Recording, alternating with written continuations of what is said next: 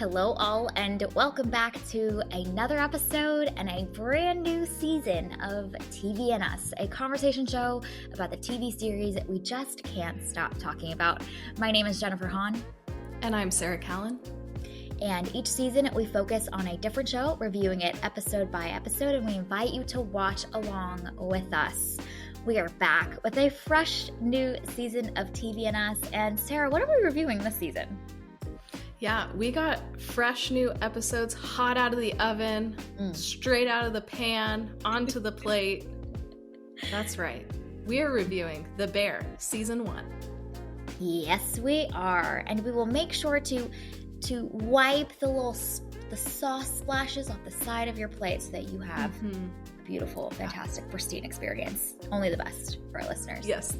Yeah, the ultimate dining experience, but for audio. All right, so that's right. We are reviewing The Bear Season 1, and this is because we've got a Season 3 looming on the horizon for this show, and we were like, you know what, we've got to cover Season 1 and Season 2 as we head into Season 3 releasing in June. So this will be an exciting ride, and we've got a lot of fresh content coming to you. So today we are kicking off with episode 1 of The Bear Season 1, and this episode is titled System. If you haven't watched it yet, this is your spoiler alert. Please check it out before continuing to listen to the rest of this episode. All right, so here on TV and Us, we've got a little tradition, and we like to kick off our episodes with our episode titles of choice. So, Sarah, what would you name episode 1? I would name episode 1 Making Sandwiches. Nice. Mine is in conversation with yours because my episode title is Make the Spaghetti. Nice. Yeah. Just lots of delicious food being made of all kinds, and metaphorically as well. All right. Let's start off with our initial thoughts of The Bear Season 1, Episode 1. What were your thoughts on this episode? The pilot, the beginning of this journey, our introduction to this world and these characters. Well, I think before we get into that, we need to have a conversation about the show in general. So I have seen seasons 1 and 2 before and thoroughly enjoyed them. I'm happy to be jumping back into this world again. And it's kind of fun to rewatch this episode and notice some things that will pay off later in the season. So I'm really excited to go on this journey with you. But Jen, you have not watched The Bear yet. So this is your first journey into the world that is The Bear. Yes, indeed. Indeed. This show has gotten so much critical acclaim, so much attention, lots of great discourse online. So I'm so glad we get to cover it together because it's gotten all this great energy around it. So it's been on my list to keep an eye on and potentially watch. And here we are. Perfect timing. Yeah, and I'm also intrigued to hear how the show is on a second time around. That's always fascinating to me. There's some movies, TV shows that get better with a second viewing, and there are others that, you know what's coming, you can anticipate the jokes, all of that kind of stuff. So it's just not as good the second time around. So I'm intrigued to hear what those new things that you now have the brain space to notice are with this show. Yeah, I'm really excited about that too. And I think for me, I just enjoy spending time with these characters. Like, as chaotic as this show is and as stressful as this show is, there are some characters that I just want to spend time with. So I'm quite happy to be back in this world with Carmi and the whole group. And I really enjoyed this first season again. I am appreciating the way that it lays the groundwork for a lot of things. Like, obviously this is the pilot, and it's a pretty short pilot too. Yeah. And yet they are able to seed a lot of things that will really develop and blossom in future episodes. So I think I appreciated the writing the first time around, but I think this second go around, I'm going to appreciate the intentionality of the writing even more. Yeah. And I'm pumped to see those things come to life as they pop into your mind throughout this viewing experience. It'll be really great. You'll have to call those out for sure. Okay, so thoughts on episode 1 the second time around? Yeah, no, it's a good time. I it's fun to see these characters and like knowing what's going to happen and then kind of Mm, remembering where we began. yeah. So I am feeling kind of like how Pat and Nate must have felt during our True Detective season 1 uh season of TV and Us, because there's so many things. There was one moment in this episode where I gasped because I had forgotten that they Wow. included this detail so Mm, early, pay off, I think, at the end of the season. And I had forgotten that they included that detail in the pilot. So it was just so funny, like, oh wow, okay, we're just intentionally dropping hints here. But yeah, had such a good time enjoying getting to know these characters again, spending time with them in the kitchen, seeing all of like the chaos and the stress and the tension and the way that the personalities kind of clash and resolve. Had a great time with the pilot, and I'm really excited to just be in this world again. yeah, no, that's so good. I think your point that you made around so many details is a great one because that's how I felt watching this episode one. There's so much to take in constantly. I mean, it was like an adrenaline inducing experience in the best way. Like, I felt like I was in the way as the viewer in this kitchen and just taking in all of the people dynamics and the jabs, the insults, the side conversations. Like, I don't know if you've been to, those like family gatherings or in a group of people that are like so familiar with each other that there's this level of comfort where they are talking over each other and interrupting each other, and you're just kind of thrown in and you're just drinking from the fire hose, taking it all in. That's my experience with episode one. And I feel like there were so many details and like side conversations that honestly, I'm like, I wish I could watch this again so I could go back and catch all of those, because I'm sure I missed probably like at least more than 30% of some of those details in the little things that they're saying to each other. And I really appreciate the pace of the show so far. Like, we are thrown right in, and we are literally going through all of these different rooms and kitchens in this space and taking it all in. And sometimes shows like to ease you in, and this show just not, it's not interested. We're like the piece of bacon thrown into the frying pan. Like, it is just thrown you right in, and we get to take it all in. So I thought that was really fun, a really interesting way to approach a pilot episode. I think a lot of times pilots are really focused on setting up kind of a main protagonist and some core, journey that this protagonist or the set of protagonists are going to go on. And in a lot of ways, I feel like a lot happens in episode one, and yet not a lot happens in episode one. Like, it feels almost like a hangout episode, where we just get introduced to this world and introduced to these people, but where we're going, I kind of have no idea. And that's kind of thrilling to me. So it's just an interesting, a different approach to a pilot episode than some of the other ways that shows will like ease us in, give us a clear, thing at the end that we're like holding on to lead us into the second one. And this one kind of breaks a lot of those structural approaches that have typically been taken.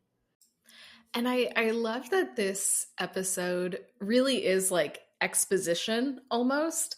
And yet it's so action packed and so much happens, and you're just observing who these characters are and how they interact with each other.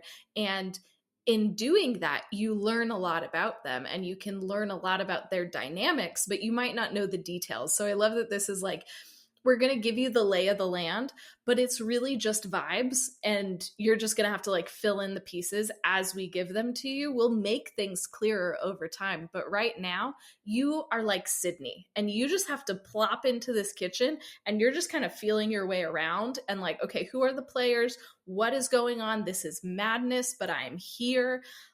Let's see what happens. And I think it was so smart to have this already established kitchen with all of these already established relationships, and then to plop Sydney in the middle of it. So as she is learning, we are also learning without it having to be like, okay, this is so and so. They do this. this is something about their lives. Like, no, we're just learning as she is learning, which is just a great device throughout this episode and throughout this season. And there's some important details that are uncovered through that device of introducing Sydney to all the people. Like, I think there's that's where we learn that Carmi's like this world-renowned chef and absolutely incredible. And we also are introduced to some of the people dynamics of what does Tina do? What does Richie do? Who is he? All of this kind of stuff. And she is also observing as well. Like, she doesn't get a lot of information at all, honestly. And so she is too taking a lot of this in. Something also that I think was noteworthy is that we never leave for the majority of the episode. We are staying in this restaurant, in this kitchen. And that's different. That's unique. You know, other types of shows, we go off and we follow this character and see the other parts of their lives as they leave the kitchen. Maybe it's the end of the workday and we go back to Carmi's apartment, we go back to Tina's, and we see like little glimpses of their lives outside of this one context. And we don't do that at all in this. We are just kind of spending, honestly, a morning, not even a full day, but just a morning with this crew. And I'm intrigued to see how the show continues to use like time constraining chunks of time to really allow us to seep into this world, or if it will maybe expand the world of the show a little bit more as the season develops. Yeah, and I think the use of that single location is so smart to just add to the tension. And so obviously you don't know all of the details of what's going on interpersonally and all of the details of the stress that everybody is under, but you know that everybody is stressed and there's so much tension in the air. And yet they're not leaving, they're staying. And so then we have to stay, which just like compounds things.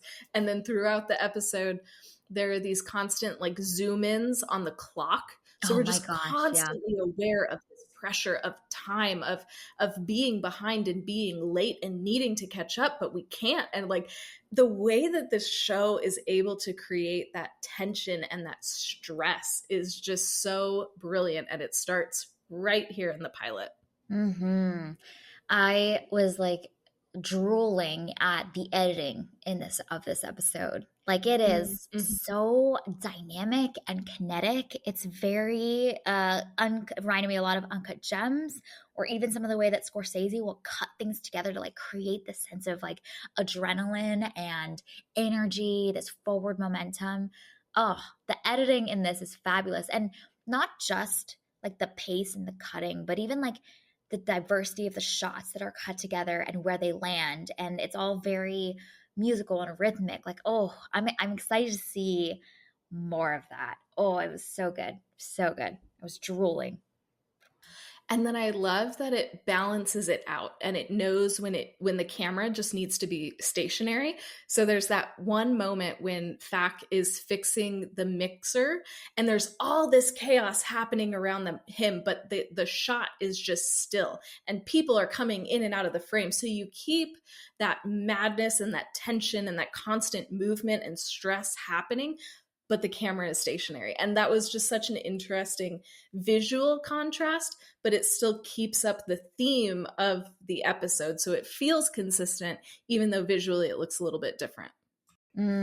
Yeah, so true. So true. We do get some time to breathe when like the crew sits down for lunch together. Like, there's a moment to be like, oh, the chaos has temporarily paused for just this little short break before we're thrown back into it again. Man, can you imagine like staging this set and having to like block the actors coming in and out? Right. And when does the pan need to be pulled out where this line is delivered, where you're yelling behind you? You know, like, it's so fast moving that like that is a beautiful ballet that they have choreographed so intentionally and so well done, executed. Yeah, it really is. It does feel like choreography and just the amount of effort and work that must have gone into that, knowing that this is going to pay off. You know, it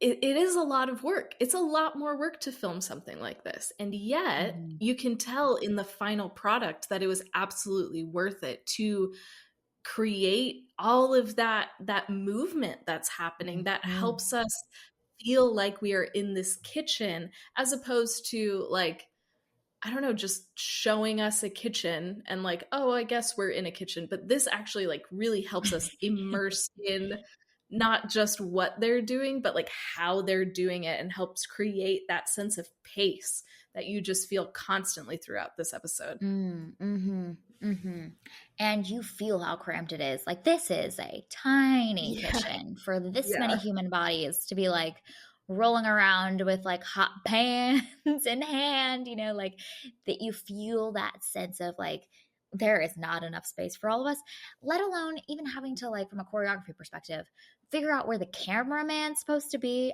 as you're like, pushing your way between people. Like, I, as the viewer, from like some of those POV shots, felt like I was in the way. I'm like, oh my God, let me get out. Let me get out of the way. This guy's coming at me, like that, really immersing the camera into the chaos instead of the camera being an observer of the chaos.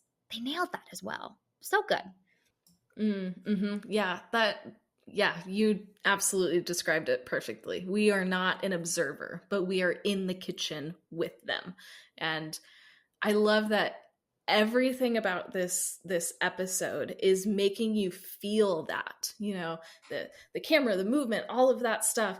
But even I think the dialogue is Mm. so fast paced, Yeah. and like you said earlier, like you miss stuff because it's just so much back and forth, so many words, people talking over each other. Like, it is wild. And I mean, I've never worked in a restaurant before, because you do not want me in a kitchen. I'm a trash cook. But I imagine that's maybe what a kitchen would be like, especially a very dysfunctional one, is people Mm-hmm. just constantly being chaotic. And so I think the dialogue really pairs well with all of these other technical elements to create that immersive experience in this kitchen. Yeah, that's so good. That's so good. And then you pair the like just the physical logistics of being crammed together and having to get things done, and then how that you see translate into the emotional outbursts that happen Yeah. as well. Yeah. Like, anytime anyone's hot or cramped or stressed, like, bad combination of things, let alone when you throw them all together and like blend it together in this smoothie of just like annoyance, frustration, impatience is absolutely bubbling over. And so it contributes to the yelling, the constant yelling. Yeah, yeah. And then I think the music choices as well are Mm. very, very smart, because every once in a while you'll just have that hard rock come in, which will help make everything even more like propulsive, and you're just like, Mm-hmm. okay, yeah, here we go, we're doing this, we're cooking in the kitchen. Like, it uh those musical cues come in at just the right Yeah. time to keep you engaged, and keep you moving forward, keep that momentum going. Mm-hmm. Mm-hmm. Yeah. And I don't know if you felt this way, but what's fascinating too is that, like, sometimes this feeling of being like cramped and, thrown into the chaos can feel like uncomfy. You're just like, get me out of here. Like, I'm good. Uh Somehow this show has done it in a way that I felt like I want to lean in more. I'm like, where else, like, what other room can we go see what people are working on, like, there's a sense of approachability to this in a way that I thought was surprising, and I'm still trying to even suss out, like, how did they accomplish that. Like, there's something engaging about being with this group that doesn't feel like you want to disengage, which is like a fascinating feeling that a show or a movie can create, and effective and meaningful, that we have that instinct to disengage. But in this case, like, there's a sense of like camaraderie and a healthy buzzing towards a goal that felt engaging, that I wanted to lean in more and spend more time here. Like, I know there's probably gonna be a whole like character arc, emotional arc for all these people, but even just like spending time with them, like getting shit done together, feels kind of exciting. Like, if that's all episode 2 is, I'm kind of pleased. I know there's going to be way more, but I'm fascinated by the way the show is able to like invite us into the chaos, and we gladly are like, yes, give me more. But I don't know if you felt differently about it. Were you like, get me out of here? Or were you like, okay, let's go see what other people are doing in the other room. No, that's one of the things that surprises me the most about this show. Because we've talked about Uncut Gems a few times on Movies and Us, Yeah, and had a whole that is time. the most stressful movie I've ever watched in my whole life. I have now watched it 2 whole times, and that is one time too many because that is the most stressful thing. And I did not have a good time during it, even though it's a very well made film. Yet the bear, so stressful, madness, wild, chaos, just utter and complete madness the whole time.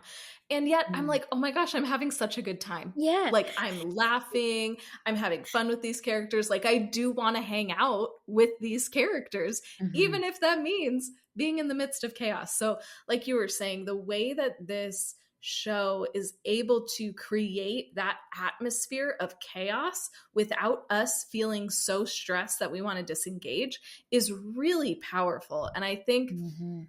part of it is I think that the characters are Hmm. interesting. And for me, like their dynamics are really interesting. I want to know more about Carmi's relationship with literally Yeah. everyone that we've seen. And I think the other part of it is the humor that's throughout Mm. this and the Yep. way that the humor comes in at just the right time to give you like a little bit of levity and then you like just deep dive back into the chaos. I think that sense of pacing and the fact that this episode gives us time to like come up for air and then we dive back in really Yeah. helps make more fun and makes you want to engage. Yes, no, that's so true. And I think part of that is also that the characters seem comfortable with each other. They feel safe with each other. And Mm-hmm. so like even when Yeah. they're yelling at each other, it's this like sense of warmth that like you could only yell at your like best friend with, and like throw some jabs across just to keep yourselves entertained as you're like chopping the carrots. Like there's a sense of like familiarity that the characters and comfort that the characters have with each other that almost makes us feel like we want to be part of the group too. I want to hang out, and I think that helps a lot. And I think you see that kind of slow down and come to life and have room to breathe when they come and sit for their like lunch together. Like there is a sense of warmth in that little moment before they go back in to the hot kitchen to continue to make jabs at each other. But there's a sense of history between them. There's just it's a different dynamic than if they were truly just like coworkers yelling at each other out of annoyance. Different vibes, different vibes. Mm-hmm. Yeah, it really does have that sense of family, and Mm-hmm. you see that history too. You know, Richie is Carmi's cousin, and Fack has always been around, so there's a long history there. And then Yep. Tina and Marcus and Ibra, they've all been working there for a while, so there is that already established bond. And even though Carmi is kind of new again. Like he was there and then he went away and now he's back. I think that also creates a really interesting dynamic because he knows all of these people, but now he's in a different role, trying to do things differently. And so that is also an interesting source of tension because he is familiar, but now he's doing things differently. I think that's such a relatable setup too. So like even if you haven't worked in a kitchen or a restaurant, you know what it's like to have somebody come in and like want to like change things, but you also know what it's like to be the person who sees that something's wrong and sees a better way and find resistance. So I think it's such a smart setup that we can pretty easily empathize with. Mm-hmm. Yeah. No, that's so true. And I feel like this first pilot episode sets up this long journey that we're going to go on of how is this going to play out? Like there's clearly going to be friction. We know it's going to be there. We've already seen the beginnings of it, and especially Richie and Carmi with the way that they want to do things. And there's more to come. There's more fun to come. Yeah. The other thing that I think is interesting is that while like we get a little bit of character development and understanding of who Carmi is and especially who Richie is, I love that we only get like a little bit of a tease. There's so many questions about who they are as people, and then let alone you multiply that into all of the people dynamics, but even just them as individual characters. Like Carmi, by the end of this first episode, is still is incredibly an enigma to us. There's these reactions that he has to things. He's very guarded, and we feel that in a couple of scenes. The way that he reacts to Sugar telling him that she loves him, the way that he reacts to and kind of dodges the comment that Sydney makes about her family coming here every week and loving it. Like, he clearly is like, when there's somewhat of an emotional moment, he like retreats and retracts and shuts down a little bit. So he is a very guarded individual, and I feel like we're gonna get to experience peeling back his layers throughout the course of the show. But there's enough curiosity that's been created for that character that I think will be a fun journey to go on. Yeah, and I think it's so smart, the kind of clues that were given in this episode. You know, obviously Marcus finding that James Beard letter, and so it's like, oh wow, no, Carmi's a big deal. Like, as a chef, that's no joke. But then you also see those moments that you mentioned, and the thing that stood out to me a lot in this pilot is the similarities between Carmi and Richie that I don't think I picked up on before. Like, they Yeah. are both making decisions independent of the other, and then getting mad at the other for doing the exact same thing that they are doing. So it's very interesting.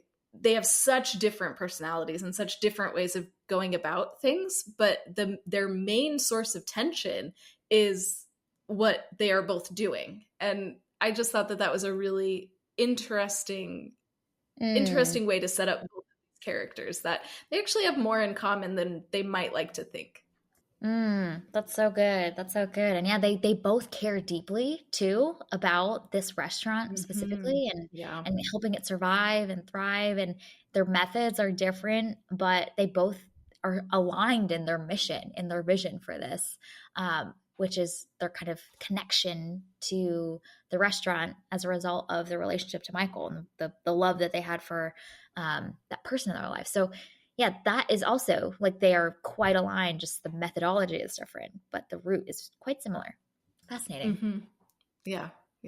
And I love that, even though there's such tension between them, and some like pretty big feuds happening in the middle of the kitchen between those two, and like a weird power dynamic, I do love that they are still there for each other. And again, it's that like familial bond of like, I'm going to be mad at you, I'm going to disagree with you, but you know what? I'm still here and I still got your back.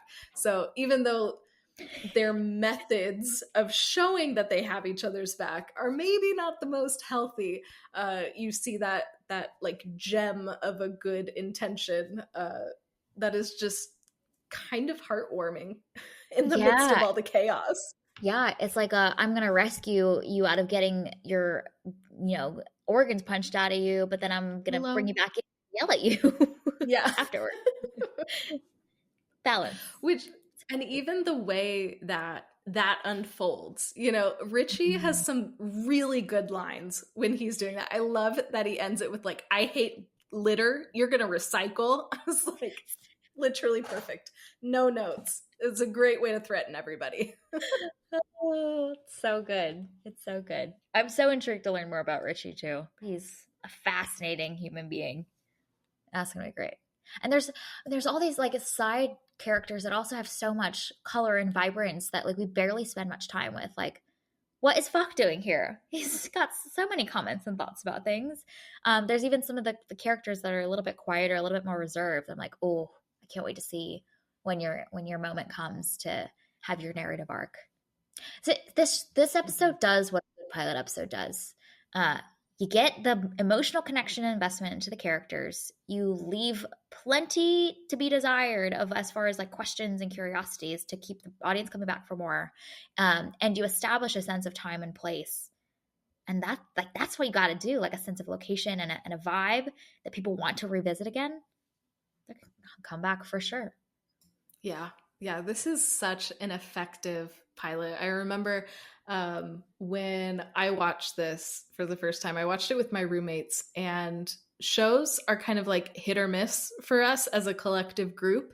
Uh, but man, we watched this first episode and it was like, oh yeah, we're here for this. We have to watch another one. Yeah. So just the ability of this pilot to make you want to keep coming back for more is very impressive. Mm-hmm. Mm-hmm.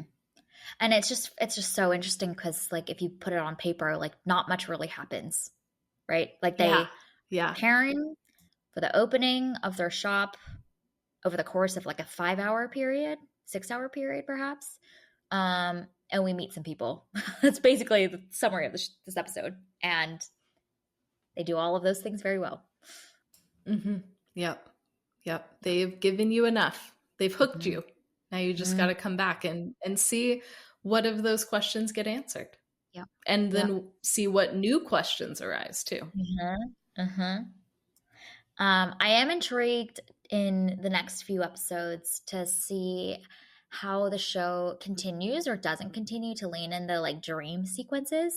It was just again such a fascinating choice to start the episode with that, and later on we see that he's called Bear as kind of a nickname. So I'm like, there's a lot of cool stuff happening in this little artsy fartsy opening sequence that seems to be a little window into Carmi's psyche. So I'm just intrigued to see how that thread either like continues to develop and blossom into some new things in a thread line throughout the show, or maybe it evolves and changes and they do some more other artsy fartsy things or abandon it entirely. I don't know, but such a fascinating choice to start the episode with that, and then we dive into reality. Yeah, and I love that it's not gimmicky. You Yeah. know, I feel like that idea could have gone very wrong. And I don't know, I feel like you have to do that really well to pull it off. And those moments, those kind of like dream sequences are congruent with the rest of the episode. And so it Mm-hmm. feels natural. And then you get those moments where he's called Bear. And so it's like, oh, okay, I guess that makes sense too. So just the way that it isn't just a dream like isolated on an island like this, like, oh, this is a cool visual thing, so we'll do it and then we'll never return to it. I think it's so smart the way that that is kind of um you know integrated into the Mm-hmm. entire episode, so it doesn't feel out of place. It feels intentional and it does what it needs to do. Mm-hmm. Yeah, I because we don't learn actually that his nickname is the Bear until later on in the episode. So then you're like, oh, so then if we superimpose that back to that metaphor, like, is he letting himself out from this prison or this feeling of being stuck and constrained? Like, what does it all mean? It could mean so many things if he is the bear. Mm-hmm. Mm-hmm. Just go down that thought rabbit hole. Yeah, which is so fun. Like See, there's lots of different little things that you can think about and you can wonder. It's not giving you answers, but it's saying, "Here, join us. See yes, what happens." yes. So to continue our meta narrative arc from True Detective season 4 Night Country, this is the way to do bear symbolism well. We Yes, found it. absolutely. This is We it. did. Okay, any other thoughts about episode 1 before we give out some awards? One little detail that I have loved both times that I've watched it is Mhm. that Carmi keeps like pants and stuff in his oven at his apartment. I love that. That's so funny to me. And I like that he uses his oven as a storage space. And I think it's kind of a silly thing, but it's also character revealing. You know, he's Yeah, never home, so he yeah. has no reason to use that, and he probably has tiny closets. So here we are, new storage space. So I just it's a great visual. It's a little silly and funny, but it's also like, wow, this is a dude who is so committed to his work that he doesn't have a life, and he's a little industrious, because I probably wouldn't think to use my oven as a clothing rack. Yeah, So well, it's that's the great. other thing that I was thinking about is like it's revealing of the way that he thinks outside of the box. Like it's not like it's stacked up on the bookshelf or stacked on top of the laundry room washer. Like if you don't have space, like okay, let's just like make little piles here. No, he's using the space that he has very wisely, very efficiently. Yeah, out of the box thinker. Mm-hmm. Yep. Love it. All right, let's give out some awards. So, here on TVNS, we like to hand out some awards, just to give some love out and celebrate the funny, interesting, noteworthy character moments, the show narrative arc moments, and some really great lines of dialogue. So, for the bear, we've got 3 categories.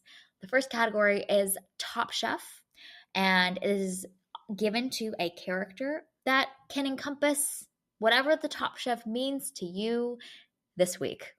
The next category is Achievement in Chaos because, hello, there's a lot of chaos happening, and this is for a moment in the narrative arc that might be very chaotic, and I'm sure there's lots of options to choose from, many submissions. And then our third category is Spiciest Line. So whatever jab feels like it's carrying the most heat, where you gotta chug some milk after. That's this award category. All right, let's start with the first one.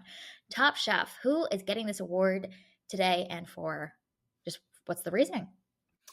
Yeah, I am going to give this to Carmi for creating a really great sandwich. Even though people didn't want to acknowledge that it was a great sandwich, Richie didn't even want to eat it at first. At the end, he finally had to come around and say, oh my gosh, this is so good. So amidst everything, having to sell some items of clothing so that he could get the amount of beef that he needed, he was still able to create a great sandwich. So I want to give it to Carmi. Good choice, dude. Also, note to self to not watch this show while hungry. Oh my goodness. It's true. The close-up shots of like onions sizzling on the grill. Oh my goodness. I need snacks with me for the show experience, or having just finished lunch or dinner. Either of the options. My choice for Top Chef award goes to Sydney for tenderly wiping the sauce off of the Tupperware of their team lunch like it was a fancy world-class dish. This is the attention to detail that we love to see, no matter if we are in a Michelin 3-star restaurant or we're in the back room of this beef sandwich shop. Mm-hmm. Yeah, she's got those standards. Got to keep it high. It's also just like such a ridiculous shot too. Yeah, it's so good. It's not even like a Tupperware like a flat container. It's like a vertical one, so you really can't even see what's in there. It doesn't even look like a dish. It's truly to-go container. All right, the second award goes to Achievement in Chaos. Who gets this award and for which, or what moment, I should say, gets this award? Could be a whole group of people. Yeah, I'm going to give it to Richie for how he just plops himself into this pilot episode and is just a full agent of chaos right from the jump. Like the second that we meet Richie, he is being chaotic and he just continues to be chaotic throughout the episode. So this is just for Richie for just being himself. I love it. He is so entertaining though. Like, why is he so endearing? Why is he so charismatic? I am confused. He's such an asshole in this episode. It's great though. Good times. Okay, I am giving this award to actually the Carvey's jeans in the oven shot. Yes. That is when you know your life is not in order and chaos is ensuing in your personal life when your jeans are in the oven. That's the sign that something is wrong. If you reached jeans in the oven, just know you might want to reassess some things. You don't need to do the hard work of self-reflection. That's too much work. Just open your oven. If you've got clothes in there, let's assess. Let's assess what's going on. Oh, I love it. So good. Okay, spiciest line. Who's getting this award? For which line? Yeah, I'm going to give this to Ibra, who says to Carmi, it's redundant and white just like you. And I went, That's perfect. That is a really great one. My award is going to Richie, to Carmi. And it's while Carmi's like in the middle of a very intense task and he's like screaming into his ear. He goes, 1 + 1 = you're an asshole. And I just appreciate his approach to math. It's very good. It also just makes no sense also. Yeah. But okay. Yeah. It's great. Really good. It makes sense to Richie, so that's cool. All right. Well, looking ahead is an interesting topic point. How would you like to approach this question for what you want to see? We typically talk about what you want to see when you're looking ahead to the next episodes. Now that you've seen since you've already seen this show, thoughts? Yeah, I am just looking forward to spending more time with these characters. You know, this is in many ways like a hangout show. So I'm happy to be back with this crew again, and I'm really excited to see the way the story unfurls. You know, I already mentioned, like, I was really impressed upon first watch how smart the writing is. And so I'm really excited to go through it again and be able to watch with a different set of lenses than I did before. And I think I'm going to appreciate it even more this time. So what are you looking forward to? That's really the important stuff here. I mentioned this earlier, but I'm intrigued to see what they do with this bear metaphor. Like, do they keep it? Was it just a fun little moment? I think Tina is a fascinating character, and she gets a little bit of screen time in this episode, but I feel like there's a lot to her in a lot of ways. Like she feels like one of the primary like female presences in this crew, and she can hold her own and put people in their place and keep up with the crew. And so I'm just fascinated to see like her role in this group. Will be really interesting. And I'm just intrigued to see these people dynamics continue to like open up and reveal themselves. This first episode did such a good job of giving us just the beginnings of the skimming of the surface. And man, just there's a sense of anticipation of this journey that we're about to go on with all these people. So I'm intrigued to see some of the complex people dynamics continuing to unfold. That'll be fun. Yeah, we have a lot in store for us. A lot to look forward to. All right. Well, this was our review and discussion of episode 1. You can find it available to stream on Hulu. Thank you for listening to this week's episode of TV and Us. We are so back, baby. Our name, TV and Us, sums it up. We're big fans of TV and the powerful ways we can connect with each other and the world around us. This podcast is about all of us and our shared stories, so everyone is welcome here, and we're so glad you spent time with us today. As we continue our journey through The Bear Season 1. You can subscribe to this podcast on Spotify, Apple Podcasts, or wherever you tune into your favorite shows. Drop us a rating and review, letting us know your thoughts about this pilot episode 1 of The Bear. You can connect with us on Instagram and Twitter at tvnspod, or email us at tvnspod@gmail.com. We will be back next week to discuss episode 2. Excited to continue on this journey. We hope you have an amazing week, and we'll see you again real soon.